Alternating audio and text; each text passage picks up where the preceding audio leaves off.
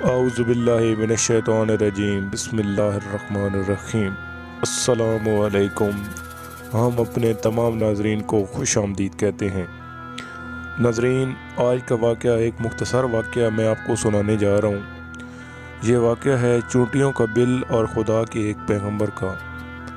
حضرت ابو ہریرہ رضی اللہ تعالی عنہ فرماتے ہیں کہ رسول اللہ صلی اللہ علیہ وآلہ وسلم نے فرمایا، ایک دفعہ ایک چیونٹی نے خدا کے ایک پیغمبر کو کاٹ لیا تو انہوں نے چیونٹیوں کا سارا بل ہی جلا دینے کا حکم دیا اور وہ جلا دیا گیا۔ اس پر اللہ تعالیٰ کی طرف سے ان پر وحی آئی کہ ایک چیونٹی کے کاٹنے پر آپ نے ان کی پوری بستی جلا دی، حالانکہ وہ چیونٹی میری تسبیح میں مشغول تھی۔ ناظرین، اس حدیث کے یہ فوائد ہیں کہ معلوم ہوا کہ جیسے دوسرے حیوانات کا مار دینا جائز نہیں ہے، اسی طرح چونٹیوں کو بھی مار ڈالنا بھی جائز نہیں ہے۔ اگر کوئی جانور موذی اور حملہ آور ہو تو اس کا قتل کرنا جائز ہے۔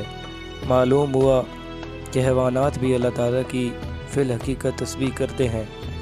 آگ میں جلانا سابقہ شریعت میں جائز تھا، لیکن ہماری شریعت دین اسلام میں آگ میں جلانا جائز نہیں ہے۔